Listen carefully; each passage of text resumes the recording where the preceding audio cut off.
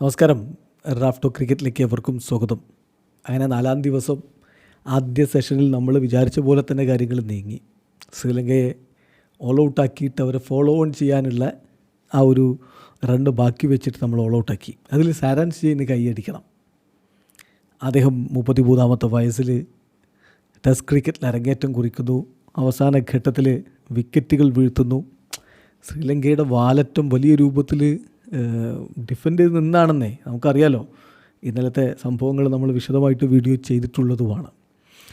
അതായത് അവർക്ക് വേണ്ടി ഏറ്റവും മനോഹരമായിട്ട് കളിച്ചത് ഒരു സംശയം വേണ്ട സൊനാൽ ദിനുഷയാണ്. അദ്ദേഹത്തോടൊപ്പം 74 പന്തുകളാണ് കെഷാര നുവാന്ത ഫേസ് ചെയ്തത്. 58 പന്തുകളാണ് ലാഹിരു കുമാര ഫേസ് ചെയ്തത്. അങ്ങനെ ഓവറുകൾ ഇങ്ങനെ കടന്നു പോവുകയായിരുന്നു. പക്ഷേ ഇന്ന് രാവിലെ പണി പറ്റിച്ചു.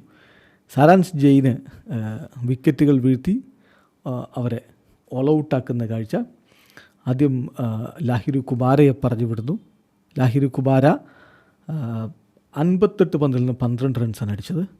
പിന്നെ സൊനാൽ ദിനുഷയെ തന്നെ പറഞ്ഞു വിടുന്നു. 162 പന്തിൽ നിന്ന് 103 റൺസാണ്. അദ്ദേഹത്തിനും നമ്മൾ കൈയടിക്കണം. കാരണം എന്താ അറിയുമോ, ആദ്യ ടെസ്റ്റിൽ ആദ്യ ഇന്നിങ്സിൽ സെഞ്ചുറിയാണ്. രണ്ടാം ഇന്നിങ്സിൽ അദ്ദേഹം 80-ന് മുകളിൽ റൺസ് അടിച്ചു. ഈ ഇന്നിങ്സിൽ ഇതാ 103 റൺസ്. രണ്ടാം ടെസ്റ്റിൻ്റെ ആദ്യ ഇന്നിങ്സിൽ 103 റൺസ്. സോ സൂപ്പർബായിട്ട് ദിനുഷ കളിച്ചിട്ടുണ്ട്. അങ്ങനെ ശ്രീലങ്ക 290-ന് ഓൾ ഔട്ടായി. അതോടുകൂടി ഇന്ത്യക്ക് അവരെ ഫോളോ ഓൺ ചെയ്യിക്കാൻ കഴിഞ്ഞു. ഇനി രണ്ടാം ഇന്നിങ്സിൽ എന്ത് സംഭവിച്ചു എന്ന് ചോദിച്ചാൽ 83 റൺസിന് 2 വിക്കറ്റ് പോയിട്ടുണ്ട്. ഇനി അവർ സ്റ്റിൽ 130 റൺസ് പുറകിലാണ് എന്ന കാര്യം ശ്രദ്ധിക്കുക.